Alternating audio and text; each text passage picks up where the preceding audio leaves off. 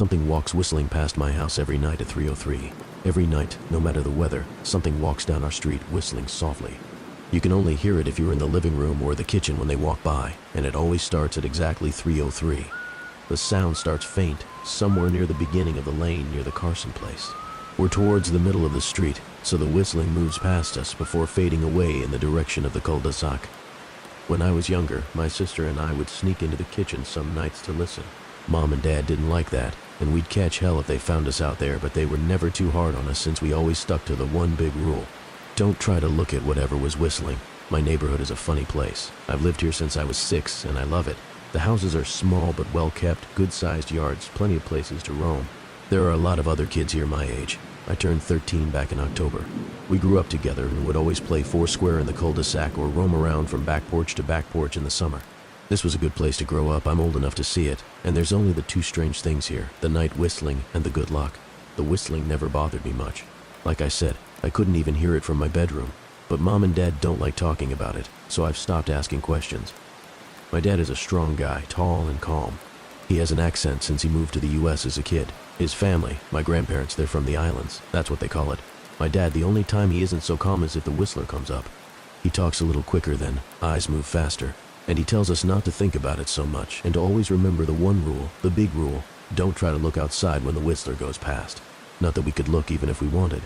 See, there are shutters on the inside of every window, thick pieces of heavy canvas that pull down from the top and latch to the bottom of the window frame.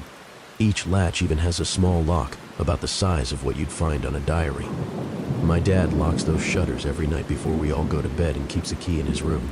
My mom, I don't know what she thinks about the whistling. I've seen her out in the living room before at 3:03 when the sound starts. I could see her if I cracked my door open just an inch to peek. She's not out there often, at least I haven't caught her much, but once or twice a month I think she sits out there on our big red couch just listening. The whistler has the same tune every night. It's cheerful. Da-da-da-da-da-da-da-dum, da-da-da-da-da-dum. Remember how I said there are two odd things about where I live? Well, besides our night whistler, everyone in my neighborhood is really lucky. It's hard to explain, and Dad doesn't like us talking about this part much either, but good things just seem to happen to people around here a lot. Usually, it's small things, winning a radio contest, or getting an unexpected promotion at work, or finding some arrowheads buried in the yard. You know, the authentic kind. The weather is pretty good and there's no crime and everybody's gardens bloom extra bright in the fall. A million little blessings I've heard my mom say about living here. But the main reason we stay here, why we moved here in the first place, is my sister Nola. She was born very sick, something with her lungs. We couldn't even bring her home when she was born, only visit her in the hospital. She was so small, I remember, small even compared to the other babies. A machine had to breathe for her. We moved into our house here to be closer to the hospital. As soon as we moved here, Nola started getting better. The doctors couldn't figure it out. They chalked it up to whatever they were doing, but we all could tell they were confused.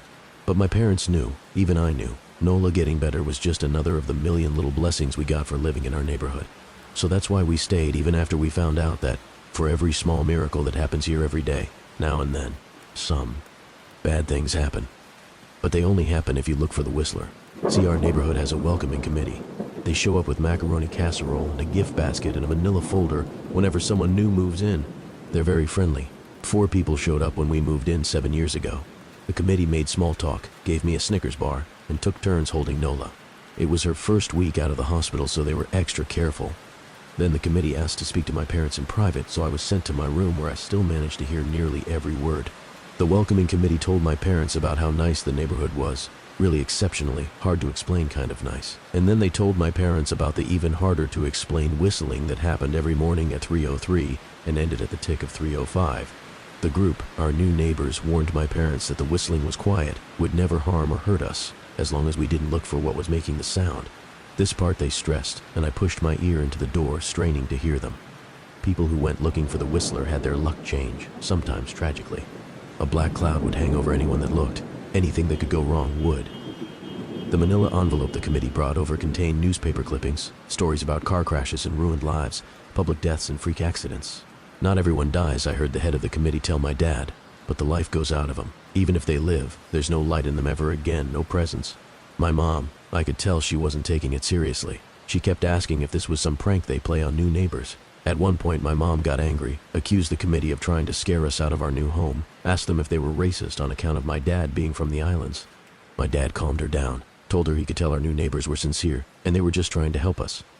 He explained that he grew up hearing these kinds of stories from his mom, and that he knew there were strange things that walked among us. Some of those strange things were good, and some were bad, but most were just different. After the committee left, Dad went out to the hardware store, bought the canvas blinds, the latches, and the locks, and installed them on every window in the house after dinner. That first night in our new house, I crept out of my room at 3 a.m., only to find my dad awake sitting on the living room couch, holding my baby sister. My dad held up his finger in a shh motion but patted the couch next to him. I sat and we waited. At exactly 3:03 we heard the whistling. Da-da-da-da-da-da-dum. Da-da-da-da-da-dum. It came and it went, just like our neighbors said. The whistling returns each night and we never look, and we enjoy our million little blessings every day. Nola breathes on her own, and she's grown into a strong, clever girl. My dad even joined the welcoming committee. We don't get new neighbors often. Why would anyone want to leave? But when a new family moves in, my dad and the committee bring them macaroni casserole, a gift basket, and the manila folder. I can always tell by the look on my dad's face when he comes back if the family took the committee seriously, or if we'd be getting new neighbors again very soon. Not long ago, a family moved in directly next to us. The previous owner, Miss Maddie, passed away at age 105. She'd lived a good, long life. Our new neighbors seemed like they'd fit in just fine.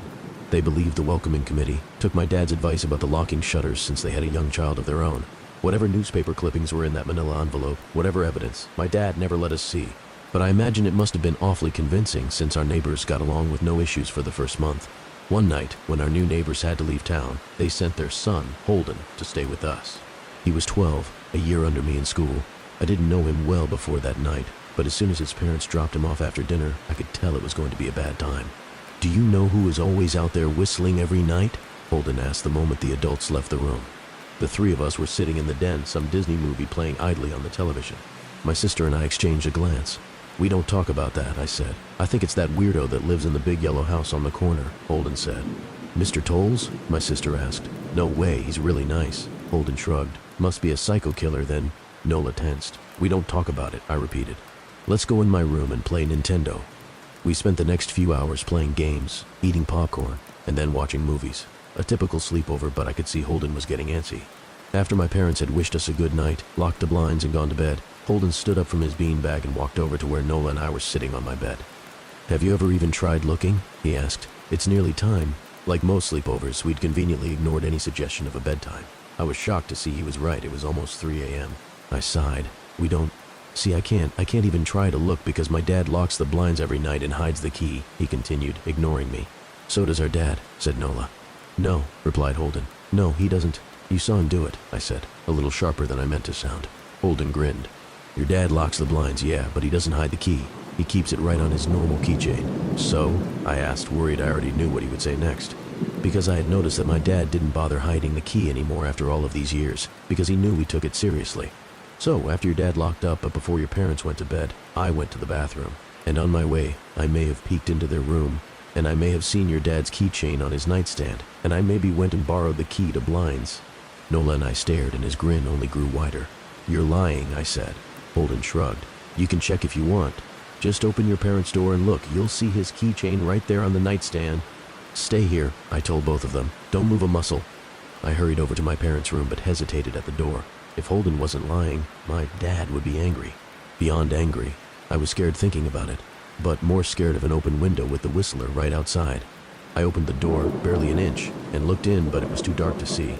Taking a deep breath, I walked into the room. 2 steps into the dark, I froze. The whistling started, and I could hear it clearly from my parents' room. I never realized, but they must have heard the sound every night since we moved into the house. They never told us. I don't think I could have slept through it. I stood there, listening to the whistling come closer, unsure whether I should turn on a light or call out for my dad. Soft sounds from the living room brought me back to reality. "Nola," I yelled, running out of my parents' room. Holden and Nola were standing near the front door next to a window. Holden wasn't lying. I could see him fumbling with the lock on one of the blinds. I heard it click. He did have the key.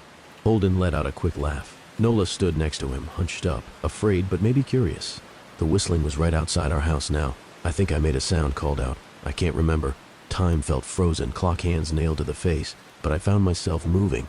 I'm not fast. I've never been athletic. Somehow, though, I covered the space between myself and Nola in a moment. My eyes were locked on her, but I heard Holden pull the blind all the way down so it could release.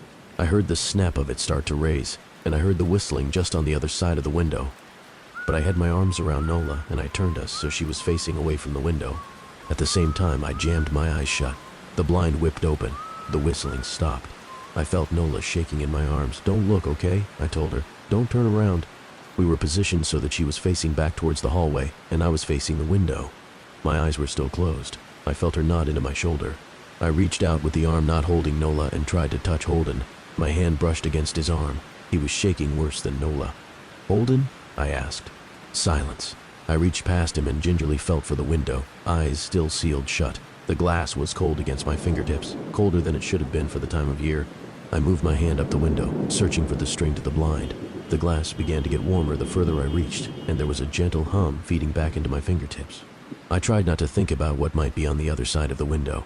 Finally, I touched the string and yanked the blind shut. I opened my eyes. In the dim light leaking out from the kitchen, I could make out Holden, pale and small, staring at the now closed window. "Holden?" I asked again. He turned towards me and he and I screamed. Everything became a flurry of motion. Lights sparked to life in the hall, then the living room. My parents' footsteps thudded across the hardwood floor. I didn't turn to look back at them. My eyes were glued to Holden. He was pale, had bit his lips so hard there was a thin red line of blood running down his chin, and he'd wet himself. "What happened?" my dad asked from behind me. I managed to swivel away from Holden and look back. I'd never seen my dad scared before, but I saw it that night in that moment, an old, ugly terror stitched on his face. A parent's fear. "Just Holden?" he mouthed to me. I nodded yes. My dad let out a breath. He looked so relieved I nearly expected him to cheer.